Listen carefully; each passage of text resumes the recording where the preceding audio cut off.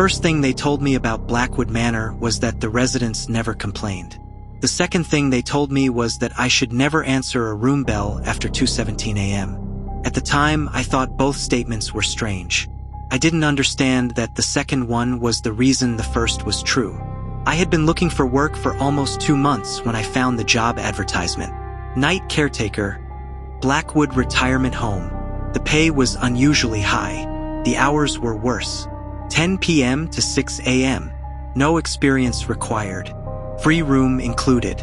I called the number on the advertisement. A man named Mr. Collins answered. He asked me 3 questions. Are you afraid of being alone?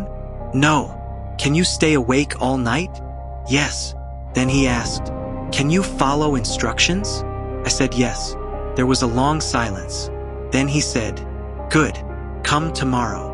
Blackwood Manor was almost an hour outside the nearest town. It sat at the end of a narrow road surrounded by dead trees. The building itself looked more like an old hospital than a retirement home. 3 stories, gray brick, tall windows, and a clock tower that had stopped at 2:17. When I arrived, Mr. Collins was waiting at the entrance. He was probably in his 60s, thin, pale, and strangely nervous. He shook my hand. Daniel Carter? Yes. You're late. I checked my phone.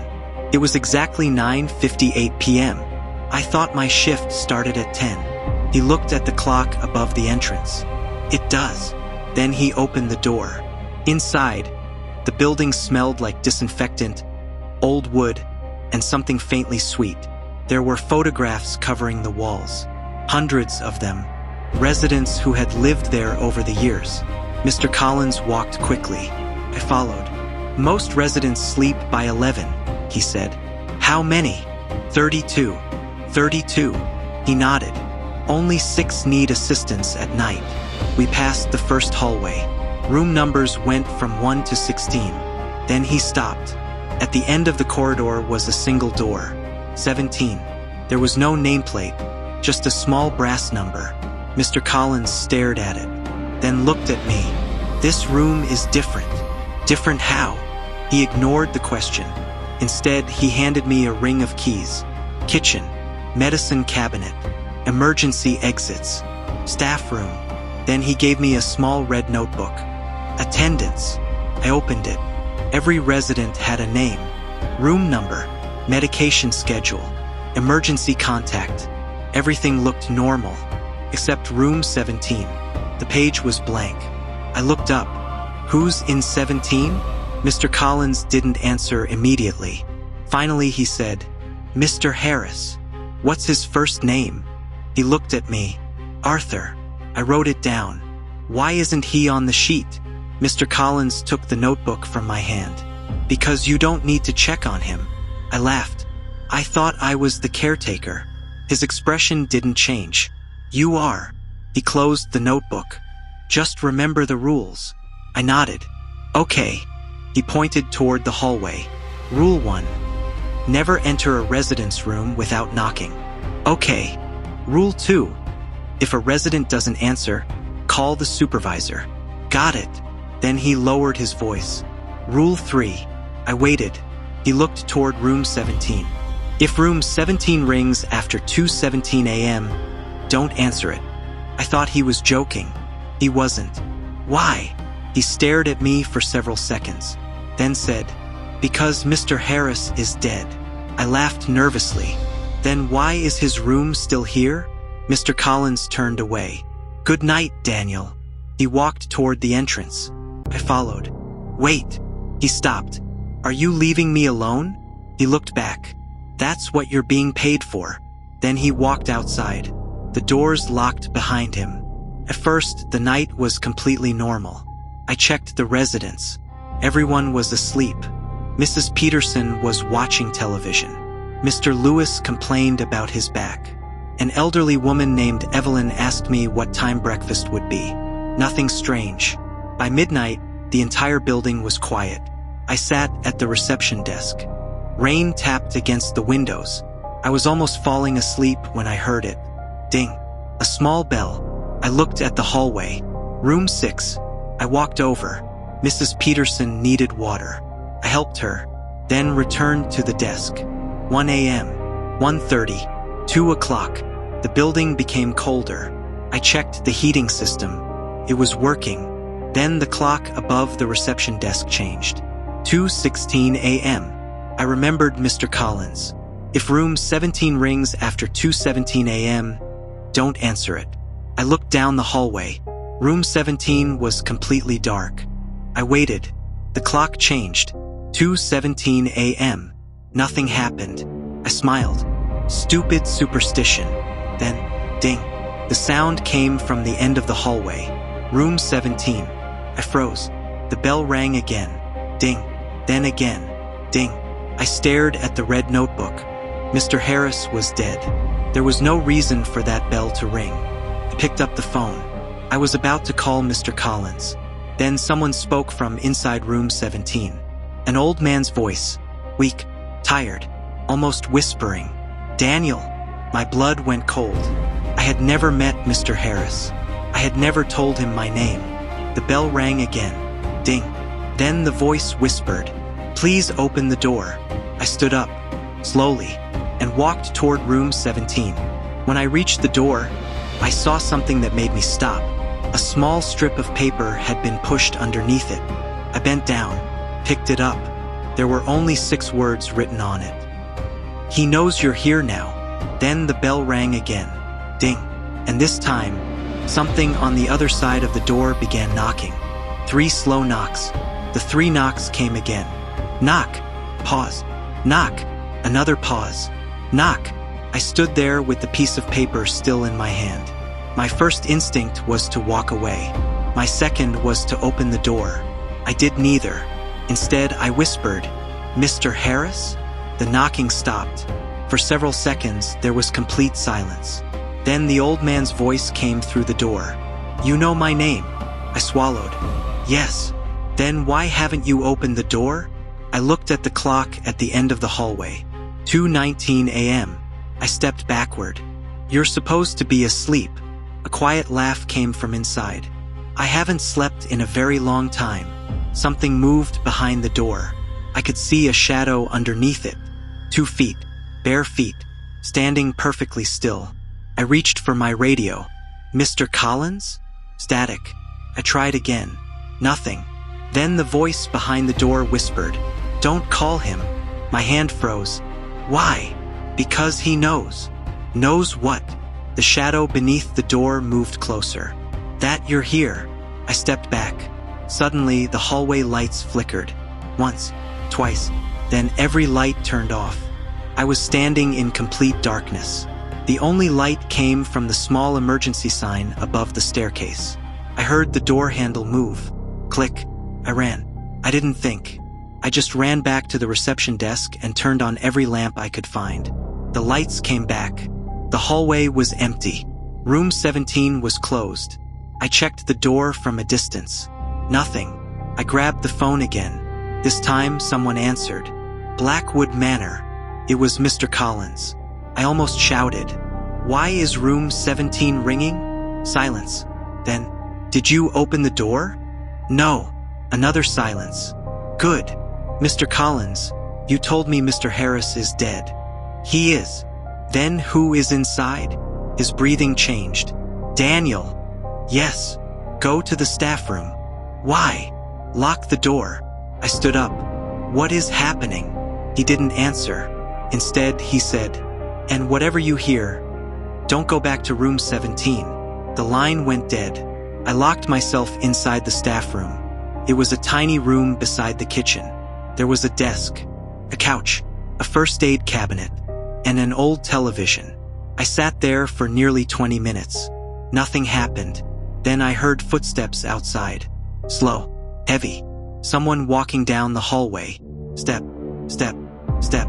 They stopped outside the staff room. I held my breath. The door handle moved. Click. I grabbed the phone. Then the footsteps continued. Away from me. I waited. Finally, I opened the door slightly. The hallway was empty, but something was wrong. Every resident's door was open. Room 1, Room 2, Room 3, all the way down the hallway. Every elderly resident was standing in their doorway, staring at me. Nobody spoke. Nobody moved. I whispered, "What are you doing?" Mrs. Peterson slowly raised one finger to her lips. Shoo. Then she pointed toward the end of the hallway. Room 17. I looked. The door was open, just a few inches, and from inside came the sound of someone humming. An old lullaby. Mrs. Peterson's face became terrified. She whispered, "Don't let him see you." I stared at her. "Who?" She looked directly behind me. Her eyes widened. "He's already here." I turned around. Nobody was there. When I looked back at the hallway, all the residents had disappeared into their rooms. Their doors were closed. Every single one. I walked toward room 17. I knew I shouldn't, but something was pulling me there. The door was still open. I pushed it gently. Inside was a small bedroom. An old bed, a wooden dresser, a wheelchair, and a framed photograph on the wall. I walked closer. The photograph showed an elderly man, Arthur Harris. Underneath the photograph was a date, 1948 to 2026. My stomach dropped. If the photograph was recent, then Mr. Harris had been alive this year. I turned toward the bed. There was an indentation in the mattress. Someone had been lying there recently. Then I noticed something on the pillow, a handwritten note. I picked it up. It said, "Daniel, if you're reading this, he has already told you that I'm dead." My hands started shaking. I read the next line. "That's not the truth." Then the room's door slowly closed behind me. Click. I turned. The door was locked, and from underneath the bed, a man's voice whispered, "Daniel." I froze. The voice continued, "Don't look under the bed." I stared at the floor. Then I heard another voice, coming from behind me. Exactly the same voice. "Look under the bed."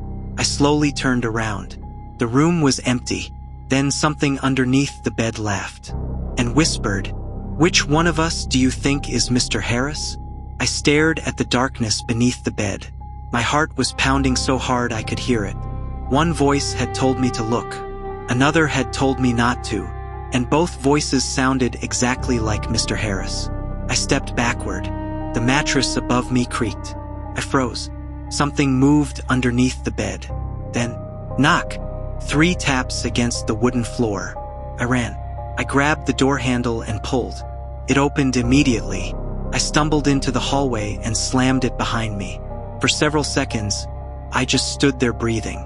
Then I looked down. My shoes were wet. There were muddy footprints on the floor. They started inside room 17 and ended directly behind me. I slowly turned. Nobody was there. I returned to the reception desk and called Mr. Collins again. This time, he answered immediately.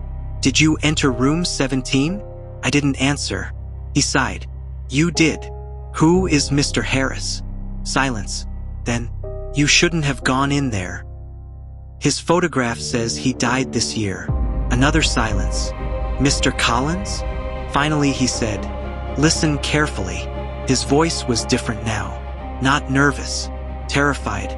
"Go to the locked cabinet behind the reception desk." I looked at the cabinet. "Why? There's a key taped underneath it." I checked. He was right. I found a small brass key. Open the cabinet. Inside were dozens of old attendance books. I pulled out the newest one, 2026. I opened it. Names, rooms, dates. Every resident had been marked either present or absent. I found Arthur Harris. Room 17. I checked the date. 3 days earlier. His status was present. I turned the page. The next day, present. The following day, present. I stared at it. "Mr. Collins." He didn't respond. "Your records say he's alive." His voice became barely audible. "He's not." "Then who is signing this?" No answer. I turned another page. There was something written in red ink at the bottom. "All residents must be present before 2:17 a.m. I felt cold. "What does that mean?" Mr. Collins whispered, "Don't read the old books." I looked at the shelf. There were dozens more. "Why?" "Because you'll start noticing the names." I pulled out another book. 2019, then 2014, then 2007. Every year had the same pattern. People disappeared, but their names remained. And every few years, a new name appeared, caretaker. I flipped through the pages faster. 2019, Daniel Price, caretaker, present. 2016, Thomas Reed, caretaker, present. 2011, Michael Grant, caretaker, present. 2004, James Walker, caretaker, present. I stopped. Where are these people? Mr. Collins didn't answer. I looked toward the hallway. Mr. Collins? Nothing. The phone line had gone dead. I decided I was leaving. I grabbed my jacket. I walked toward the main entrance. The doors were locked. I tried the emergency exit. Locked. I tried another. Locked. Every exit had been secured from the inside. I returned to reception. Then I noticed something I hadn't seen before.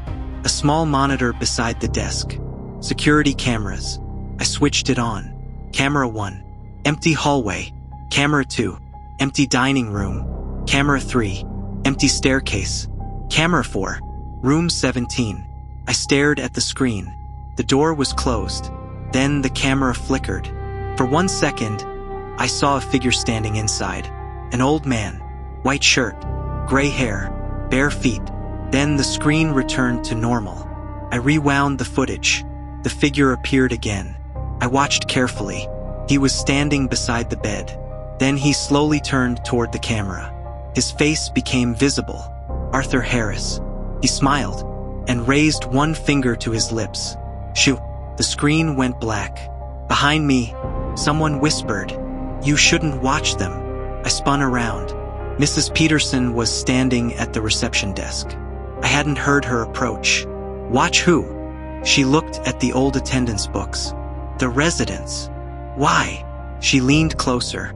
Her voice dropped. Because some of them aren't residents anymore. I stared at her. What are they? She looked down the hallway. They're people who stayed too long. Then she grabbed my wrist. Her hand was freezing. Daniel.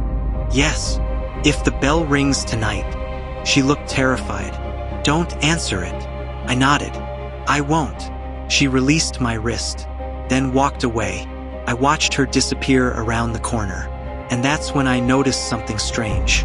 Her room number, room 12. I checked the attendance book. Mrs. Peterson. Status, absent. I stared at the page, then looked toward the hallway. Room 12's door was slowly closing. And from inside, I heard Mrs. Peterson screaming, "Daniel, don't let them mark me present." Then every room bell in the building rang at once. Ding, ding, ding, ding. 32 bells, all at the same time. And the clock above the reception desk changed to 2:16 a.m.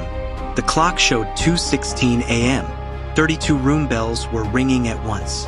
Ding, ding, ding. The sound filled the entire building. I stood behind the reception desk, frozen. Then, exactly 1 minute later, 2:17 a.m., every bell stopped. At the same moment, every hallway light turned off. The building became completely silent. Then I heard footsteps. Not one person, dozens. Slow footsteps coming from every direction. I grabbed the flashlight and stepped into the hallway. Room 1 was open. Then room 2. Room 3. Every door was open, but the residents were gone. I called out, "Mrs. Peterson?" No answer. "Mr. Lewis?" Nothing. I walked farther down the corridor. Then I saw someone sitting in a wheelchair near the staircase.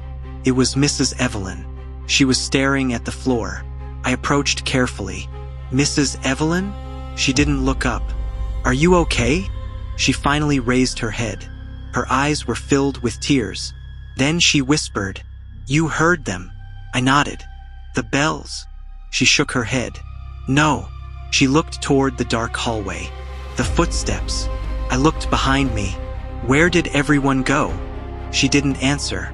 Instead, she asked, "Did you see Arthur?" I hesitated. "Mr. Harris?" She nodded.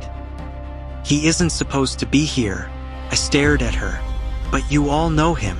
She looked at me. We knew him. The way she said it made my stomach tighten. Was he a resident?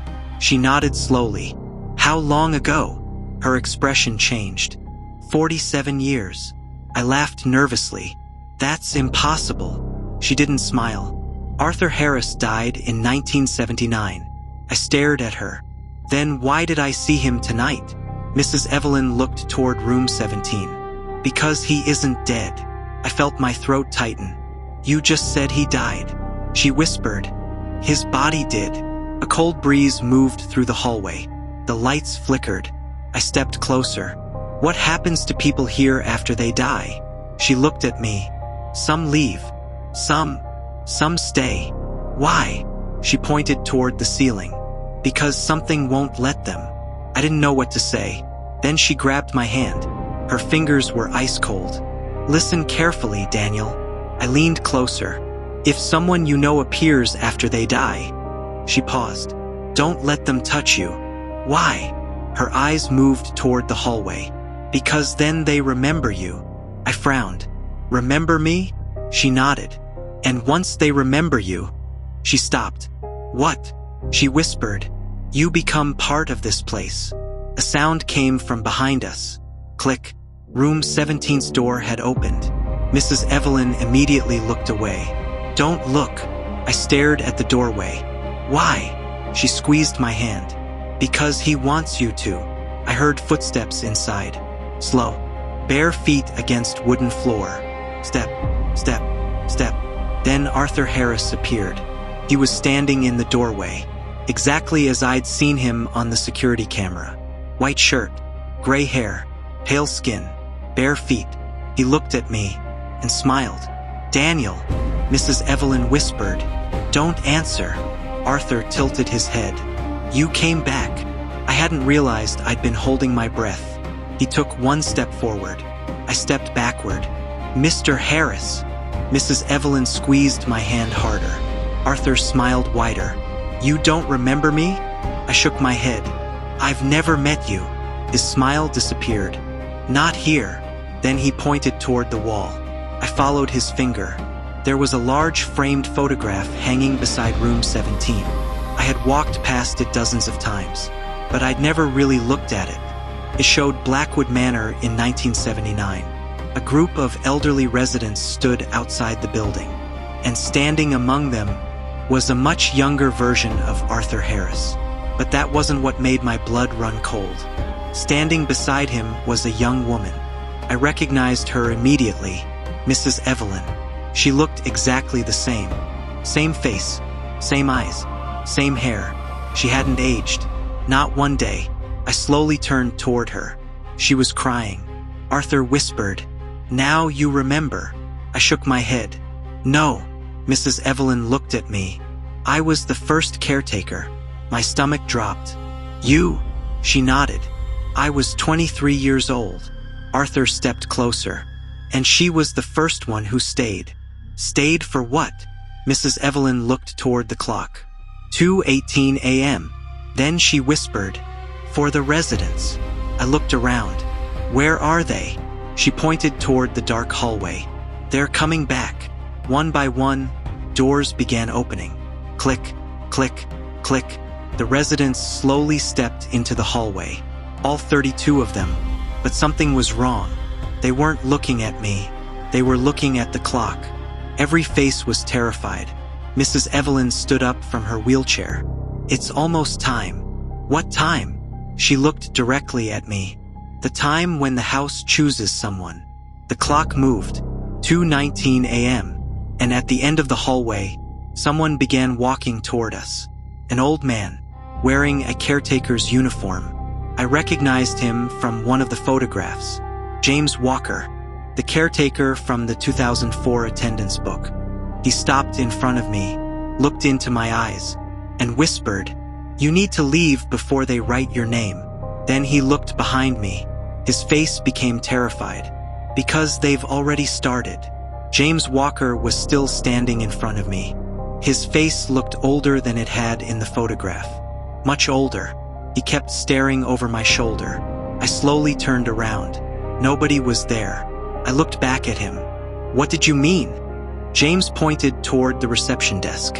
The book. I frowned. What book? The attendance book. I ran back to the desk. The old 2026 book was still open. I looked at the last page. There were 32 names. Then, underneath them, a new line. My name, Daniel Carter. Room 17. Status, pending. My hands started shaking. When did this appear? James walked toward me. It always appears. No, I shook my head. It wasn't there before. He looked at me sadly. It wasn't there for you. I stared at him. What does that mean? He pointed toward the basement stairs. Come with me. Mrs. Evelyn immediately grabbed his arm. No. James looked at her. We don't have time. She shook her head. If he goes down there, he won't come back. James looked at me. If he doesn't, he won't leave. I didn't understand. What's in the basement? Mrs. Evelyn whispered. The truth. James took me through a narrow door behind the kitchen. There was a staircase leading downward. I had never noticed it before. The door was covered in old scratches. Somebody had carved names into the wood. Dozens of them. I recognized some from the attendance books. Thomas Reed, Michael Grant, James Walker, and at the bottom, Daniel Carter. But the letters were fresh. I touched them. Wood dust fell from my fingers. When was this carved? James didn't answer. We started down. The air became colder with every step. The basement smelled like damp concrete and old paper.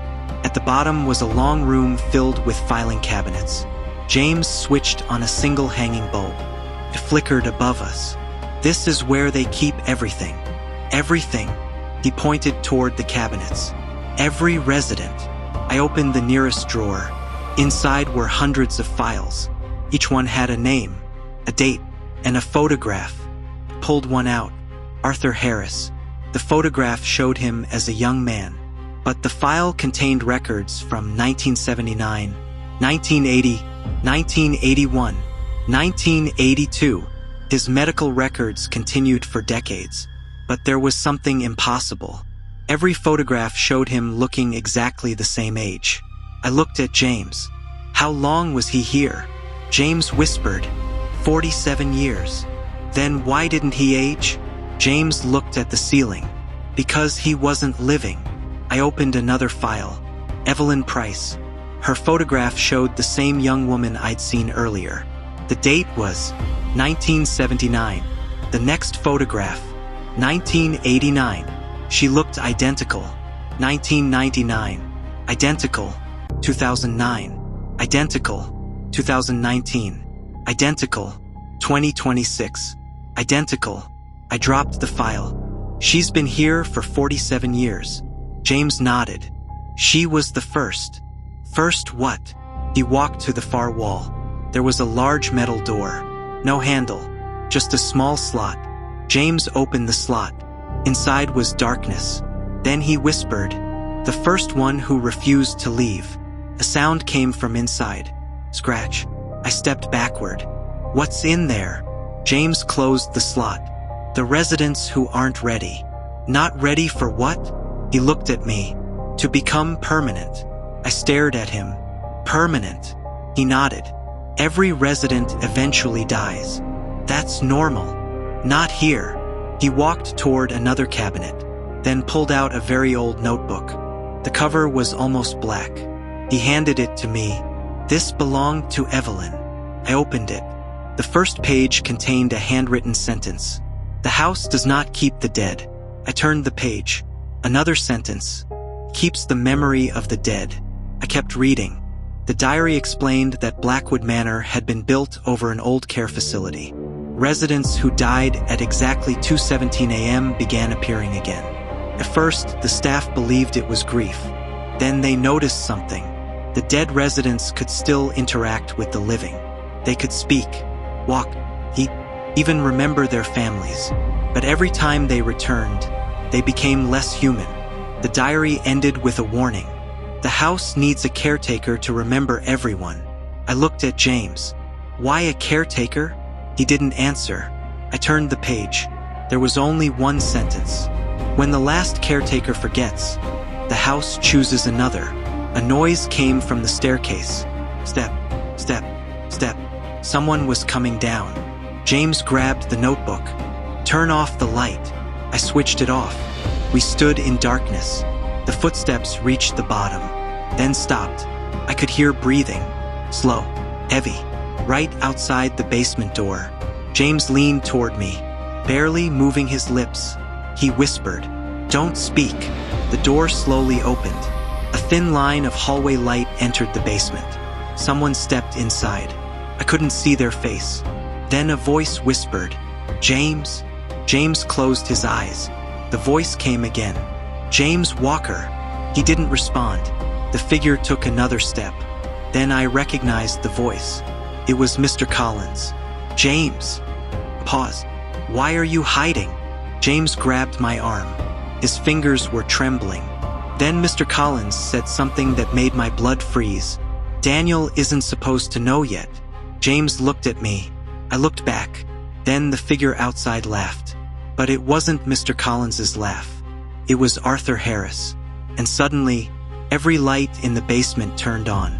The metal door at the far wall opened by itself. Behind it was a dark room, and from inside, dozens of elderly voices whispered together. "Welcome, Daniel." The voices inside the dark room kept whispering. "Welcome, Daniel." I couldn't move. James was standing beside me, completely frozen. The figure that had entered the basement was gone. There was no Mr. Collins, no Arthur, only darkness behind the metal door. Then one of the voices whispered, "He's afraid." Another answered, "He should be." James grabbed my arm. "Run." We turned toward the stairs, but the basement door slammed shut. Bang. I pulled the handle. Locked. James tried it. Nothing. Then the lights began flickering. Once, twice, 3 times. The room behind the metal door became brighter, and I saw them. People. Dozens of elderly men and women standing in complete darkness. Some were wearing old-fashioned clothes. Some wore hospital gowns. Some were still dressed in the uniforms from their photographs. Every one of them was staring at me. I recognized several faces. Residents from the old attendance books. People who had supposedly died years ago. One elderly woman stepped forward. Her voice was weak. "Don't be afraid." I whispered, "Who are you?" She smiled. "We were caretakers." I looked at James. He nodded. "All of them." "Not all." The woman pointed toward the ceiling. "Some became residents." A cold wind passed through the basement. Then I heard a familiar voice. "Daniel." I turned. Arthur Harris was standing behind me. I jumped backward. He smiled. "You finally came downstairs." James stepped between us. "Stay away from him." Arthur laughed. "You said that in 2004. James went silent. I looked at him. "What happened in 2004? Arthur answered for him. "He tried to leave." James stared at the floor. Arthur continued, "Just like the others." I looked at James. "You were the caretaker in 2004. He nodded. "What happened?" He whispered. "I died." My heart stopped. "What?" He looked at me. "I died at 2:17 a.m. I stepped backward. "But you're standing here." He gave me a sad smile. "Exactly." A loud bell rang above us. Ding. I looked at my watch. 2:16 a.m. James grabbed my shoulders. "Listen to me." His eyes were desperate. "When the clock reaches 2:17, don't let anyone touch you." "Why?" "Because that's when the house decides." "Decides what?" He looked toward the residents. "Who stays?" The clock ticked. 2 hours, 16 minutes, and 30 seconds. My breathing became faster. "How do I leave?" James pointed toward a small door at the back of the basement. "Emergency tunnel." I ran toward it. The door opened. Behind it was a narrow passage. I looked back. Arthur was still smiling. "Go ahead." I ran. The passage was barely wide enough for one person. The walls were covered with old photographs. Caretakers, residents, staff. I ran past them. Then I saw one photograph that made me stop. It showed Blackwood Manor in 2026. 32 residents stood outside. Mr. Collins stood in the center. James was there. Arthur was there. Mrs. Evelyn was there. And standing at the very end was me. I stepped closer. Underneath the photograph was a date. August 20th, 2026. Today's date. My stomach dropped. Then I heard James shouting from behind me, "Daniel, run!" I turned. The hallway behind me was empty. James was gone. Arthur was gone. The basement was gone. I was standing alone in a completely different corridor. The walls were white. The floor was polished. And doors lined both sides. Each one had a room number. 1, 2, 3. I walked forward. Then I saw 17. The door was open. Inside was my bedroom. My actual bedroom from home. My bed. My desk. My laptop. Even the photograph of my mother sitting on my desk. I stepped inside. Everything was exactly where I had left it. Then I heard the sound of my phone ringing. I reached into my pocket. My phone wasn't there. The ringing was coming from underneath the bed. I slowly crouched down. A phone was lying on the floor. My phone. The screen showed an incoming call. Daniel Carter. I stared at it, then answered. My own voice came through, whispering, "Don't go back upstairs." I froze. "Why?" My voice answered, "Because everyone upstairs is dead." The call ended. Then the bedroom door slammed shut. I looked at the clock beside the bed. 2:17 a.m. And from the hallway outside, 32 residents began knocking on my door. Knock, knock, knock. Then Mrs. Evelyn's voice whispered, "Daniel." Pause. "We need one more resident." The knocking continued. Knock, knock, knock. 32 voices were whispering outside my bedroom. "Daniel." I backed away from the door. Then Mrs. Evelyn spoke again. "We only need one more." I shouted, "Why me?" Silence. Then Arthur answered, "Because you already belong here." My heart dropped. No. I looked around the room. This wasn't my bedroom. It was a copy. Perfect copy. But something was different. On my desk was the attendance book. I hadn't brought it with me. I opened it. 32 names. Then mine. Daniel Carter, room 17. Status, present. I slammed the book shut. The knocking stopped. I waited. Nothing.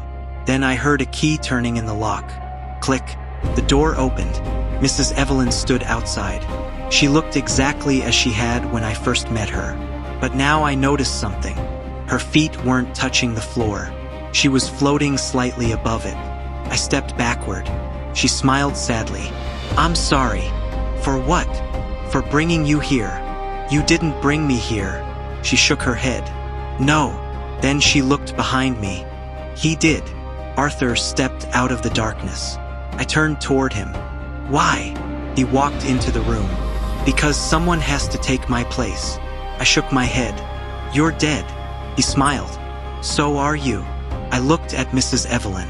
"Tell him he's lying." She didn't answer. Arthur walked toward the attendance book. "Every caretaker thinks the same thing." He opened it. "They believe they're here to protect the residents." He looked at me. "They're not." He turned another page. "They're here to replace them." I grabbed the book. "How do I get out?" Arthur pointed toward the door. "You already tried." "Then I'll try again." I ran. The hallway outside was empty. No residents. No doors. Only darkness. I sprinted toward the staircase. But the hallway seemed to stretch. Room 1 became room 17. Room 17 became room 1. I kept running. The same photograph appeared on every wall. Blackwood Manor. And in every photograph, I was standing there. Older. Then older again. Decades passing. My face changing. But the date beneath the photograph always said, August 20th, 2026. I stopped. A voice behind me whispered, "You can't run from a place that remembers you." I turned. Mrs. Evelyn was standing at the end of the hallway. "Then tell me how to leave." She looked down. "There is only one way. Tell me. Someone has to take your place." I stared at her. So you want me to become a resident? She shook her head. No. She looked toward room 17. We want you to become the caretaker. Suddenly, every light turned on. The hallway transformed. It was no longer old. It looked new. Clean walls, bright lights, fresh paint, and dozens of residents sat quietly in wheelchairs. At the end of the hallway stood Mr. Collins. He was wearing a dark suit. He smiled. Welcome to your first day. I stared at him. Where's the real Blackwood Manor? He looked confused. This is Blackwood Manor. No. I pointed behind him. This place is different. Mr. Collins smiled. That's because you're seeing it the way we see it. He handed me a clipboard. I didn't take it. He stepped closer. 32 residents. Then he pointed toward the rooms. 6 require medication. Then toward room 17. 1 requires special supervision. I looked at him. Arthur. Mr. Collins shook his head. Not anymore. My blood went cold. Then who? He smiled. You. A bell rang. Ding. I looked at the clock. 2:17 a.m. Every resident in the hallway turned toward me. Then, one by one, they stood up. Even those who had been unable to walk. They all stared at me. Mrs. Evelyn approached. She placed something in my hand. A brass key. Room 17. You need to understand something. I looked at her. What? She whispered. The house doesn't kill people. She glanced at the residents. It makes them stay. Then she walked away. I looked at the key. There was a number engraved on the back. Not 17. Not 32. Just one word. Caretaker. Behind me, Arthur whispered. Your shift starts now. I turned around. He was gone. Mr. Collins was gone. Mrs. Evelyn was gone. All the residents were gone. The hallway was empty, except for one wheelchair, and sitting in it was me, an older version of me, maybe 60 years older. He looked at me and whispered, "Don't make the same mistake I did." Then the lights went out. When they came back, I was standing behind the reception desk, wearing a caretaker's uniform. The attendance book was open in front of me, and there was only one line left to complete. Daniel Carter, room 17. Status. My hand slowly reached for the pen. I tried to stop it. Couldn't. The pen touched the paper, and I began writing. Present. The word present stared back at me from the attendance sheet. I tried to lift my hand. Couldn't. My fingers remained wrapped around the pen. Then, beneath my name, another line appeared. Shift start. 2:17 a.m. The clock above the reception desk began ticking. 2:18. For the first time since I entered Blackwood Manor, I realized something. The building wasn't trying to kill me. It was trying to replace me. I threw the pen across the desk. It hit the wall, and immediately, every room bell in the building rang. Ding. I looked toward the hallway. 32 residents were standing there, but now I could see them clearly. They weren't the people from the photographs anymore. Their faces looked pale. Their eyes were completely black, and every one of them was staring at me. Then Mrs. Evelyn stepped forward. You still have a choice. I looked at her. What choice? She pointed toward the main entrance. Leave. I almost laughed. The doors are locked. She shook her head. Not anymore. I turned. The main entrance was open. Cold night air was blowing through the doorway. I could see the parking lot. My car. The road. Freedom. I ran. I reached the entrance and grabbed the door. Then I stopped. Something felt wrong. I looked outside. The parking lot was covered in snow. But it hadn't snowed that night. My car was there, but it looked old. Rust covered the doors. The windows were broken, and there were weeds growing around the tires. I stepped outside. Then I saw the date on the small parking sign. 1987. I froze. I turned around. Blackwood Manor looked different. The paint was fresh. The windows were new. The clock tower wasn't broken. And above the entrance was a sign I'd never seen before. Blackwood Residential Home, EST 1979. I stepped back inside. The hallway was full of people, but none of them were residents. They were staff, doctors, nurses, caretakers, people from decades ago, and all of them were looking at me. Then I saw Mrs. Evelyn. She was young, 23 years old, exactly like the photograph. She walked toward me. Now you understand. I couldn't speak. Why am I here? She looked at the clock. Because you came looking for a job. What does that have to do with this? She smiled sadly. The house only chooses people who are willing to stay. I shook my head. I never agreed to this. She looked at me. You did. When? She pointed toward the reception desk. The attendance book was still there. My name was written underneath the others.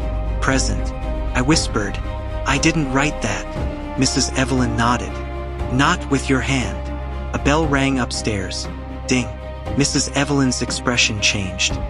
He's awake. Who? She looked toward room 17. Arthur.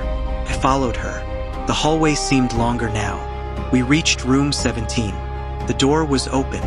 Arthur Harris was sitting on the edge of the bed. He looked different, younger, almost alive. He looked at me. You finally understand. I stood in the doorway. How do I leave? He smiled. You don't. I stepped closer. There has to be a way. There is. He pointed toward the attendance book lying on the table. Erase your name. I stared at it. That's it. He nodded. I grabbed the book. My name was written in red ink. I tried rubbing it out. Nothing happened. I scratched the page. Nothing. I tore the page. The entire book screamed. Not metaphorically. It made a human sound.